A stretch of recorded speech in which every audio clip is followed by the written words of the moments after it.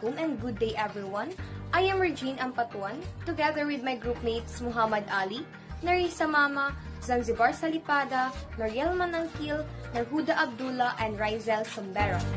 We will be reporting all about baseball. First, who invented baseball? The earliest known published rules of baseball in the United States were written in 1845 for a New York City baseball club called the Knickerbockers. The purported organizer of the club, Alexander Cartwright, is one person commonly known as the father of baseball. In June 1846, these rules were used in a game between Knickerbockers and Cricket's New York Knights, which is credited as the first official game of baseball. Baseball is a bat and ball sport played between two teams of 9 players each, taking turns batting and fielding. The game evolved from older bat and ball games already being played in England by the mid-18th century. This game was brought by immigrants to North America, where the modern version developed. By the late 19th century, baseball was widely recognized as a national sport of the United States. Did you know? The first MLB team was the Cincinnati Red Stockings. Baseball became popular during the Civil War, and even more so when the soldiers brought the game back home. The Cincinnati Baseball Club, also known as the Cincinnati Red Stockings, was founded in 1866 and was the first baseball team to recruit and pay its players professionally. They played against other ball clubs in the Union Cricket Club grounds and while touring the U.S. Baseball is believed to have originated in the United States in the middle of 19th century. The game evolved from various bat and ball games that had been played in Europe for centuries, such as rounder, cricket, and town ball. The modern version of baseball is thought to have been developed in the 1840s and 1850s by a group of New York City players who established the rules and regulations for the game. The first recorded baseball game took place in 1846, and the first official baseball league, the National Association of Professional Baseball Players, was formed in 1871. Baseball is a bat and ball sport played on a field by two teams against each other. In baseball, a player on one team throws a small round ball at a player on the other team, who tries to hit it with the bat. Then the player who hits the ball has to run around the field. Players get runs by running around in a full circle around 3 points on the ground called bases, to back where they started, which is called home plate. They have to do this without getting caught by the players on the other team. A game of baseball is played by two teams on a baseball field. Each team has 9 players. There are also 4 umpires. There is one for where young players play. Umpires watch everything carefully to decide what happened, make calls about a play, and make sure everyone follows the rules. These are the terminologies in baseball. Double play. A double play occurs when 2 offensive players are ruled out within the same play. Bunt. A bunt is a batting technique in baseball or fast pitch in softball. Full ball. Any bat ball that first contacts a fielder while the ball is in full territory is considered full. Balk. A balk occurs when a pitcher makes an illegal motion on the mound that the umpire means to be deceitful to the runners. Home run. A home run occurs when a batter hits a fair ball and scores on the play without being put out or without the benefits of an error. Catcher. In baseball or softball, the catcher is the player who crouches behind home plate and catches the pitches that aren't hit by the batter. Batter. A batter or hitter is a person whose turn it is to face the pitcher. Clean up. A clean up hitter is the fourth hitter in the batting order.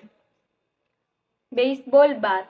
A baseball bat is a smooth wooden or metal club used in the sport of baseball to hit the ball after it is thrown by the pitcher.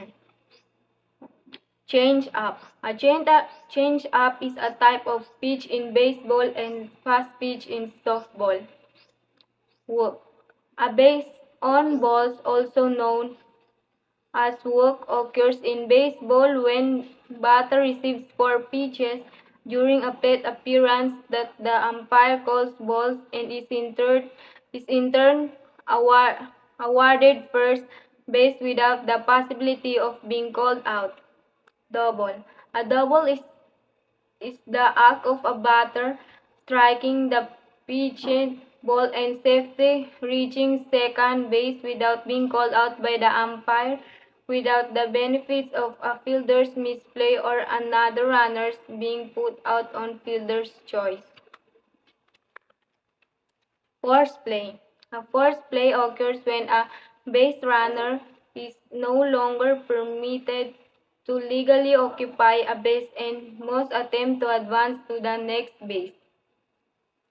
Fly ball. It is one of the main terms used to describe types of bat balls, with the other two being line drives and ground balls. Triple play. A triple play is the act of making the outs during the same play. Pinch hitter is a substitute for the starting player at any time during the same game. Error. In baseball and softball statistics, an error is an act in the judgment of the official scorer of a fielder misplaying a ball in a manner that allows a batter should have been put out. Curveball. The curveball is a type of pitch thrown with a characteristic grip and hand movement that imparts forward spin to the ball, causing it to dive as it approaches the plate. Fastball. The fastball is the most common types of pitch thrown by pitchers in baseball and softball. Strike. The strike zone is the volume of space through which a pitch must pass in order to be called a strike even the batter does not swing. At bat. At bat or time at bat is a batter's turn batting against a pitcher. Inning. In a baseball and softball and similar games, an inning is the basic unit of plays consisting of two halves or frames. Baseball bat. Baseball bat is a smooth wooden or metal club used in the sport of baseball to hit the ball after it is thrown by the pitcher. Moving on to batting helmet. Batting helmet is a hard plastic hat worn over a player's normal baseball cap.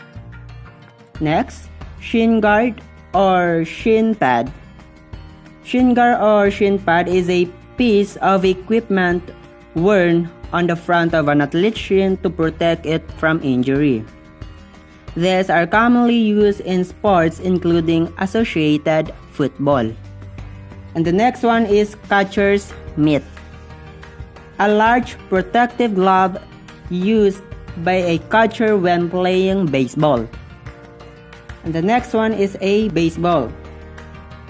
A baseball is a use in the sports of the same name, baseball. Moving on, sunglasses of baseball are much more than just an accessory. And the last one but not the least, baseball cap. Baseball cap is to protect players' eyes from the sun during games and practices.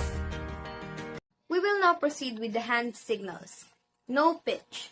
A no pitch is an umpire's ruling in baseball or softball in which a pitch is thrown by a pitcher is neither a ball nor a strike. This is typically the umpire's call whenever the pitcher released the ball after the umpire called timeout. However, there are other instances in which this can be called. Play ball. Major League Baseball Network's weekly half-hour program designed to educate young fans about the great game of baseball. Features one-on-one baseball, demonstrations, and conversations with some of the top personalities in the game. Count. The count in baseball is the current number of balls and strikes on the batter. For example, if the batter has 1 ball and 2 strikes, the count is 1-2. A full count is when there are 3 balls and 2 strikes, or 3-2 count. Safe. A base runner is safe when he reaches a base without being put out by various ways. While a runner is touching a base, he is usually not jeopardy of being put out and is thus safe from fielders' actions such as tags. Fair ball. A fair ball is batted ball that entitles the batter to attempt to reach first base. By contrast, a foul ball is batted ball that does not entitle the batter to attempt to reach first base. A foul tip. A foul tip is a bat ball that goes sharply and directly to the catcher's hand or glove and is illegally caught. The infield fly rule is a rule of baseball and softball that treats certain fly balls as though caught before the ball is caught, even if the infielder fails to catch it or drops it on purpose. Timeout. The batter does not have 1 timeout per plate appearance. It may be called prior to the first pitch or between pitches. The timer will stop and restart once the batter begins to return to the box or play is otherwise ready to resume.